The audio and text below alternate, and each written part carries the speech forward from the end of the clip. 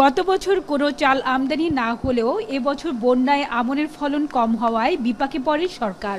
ফলে দফায় দফায় বাড়তে থাকে চালের দাম। বাজারে চালের দামে লাগাম টানতে 9 লাখ মেট্রিক টন চাল আমদানির উদ্যোগ নেওয়া হয়েছে। ইতিমধ্যে ভারত থেকে দুটি চালানে 52,000 মেট্রিক টন চাল দেশে এসেছে। মিয়ানমার থেকেও G2G ভিত্তিতে 1,05,000 মেট্রিক টন চাল আমদানির চুক্তি হয়েছে। এর আওতায় গত 17 জানুয়ারি গোল্ডেন স্টার জাহাজে মিয়ানমার থেকে আসে চালের দ্বিতীয় চালান। চট্টগ্রাম বন্দরে চাল খালাসের কার্যক্রম পরিদর্শন করে খাদ্য উপদেষ্টা জানান, চালের ঘাটতি যেন না হয় এজন্য সরকার আমদানি অব্যাহত রাখবে।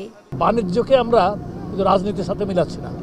ভারত যেহেতু আমাদের নিকটতম প্রতিবেশী এবং ওইখান থেকে আমদানি খরচ তুলনামূলকভাবে কম, পাশাপাশি মিয়ানমার কিন্তু তার চাল বিক্রির ব্যাপারে আরও চাল বিক্রি করতে চাচ্ছে তারা আমাদের কাছে। প্রতি উপজেলায় 2 মেট্রিক টন করে এই মাস থেকে চালু করা হয়েছে।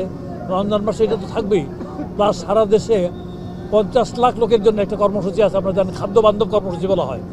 50 লাখ লোক মাসে 30 কেজি করে চাল পাবে, দরিদ্র শ্রেণীর লোক।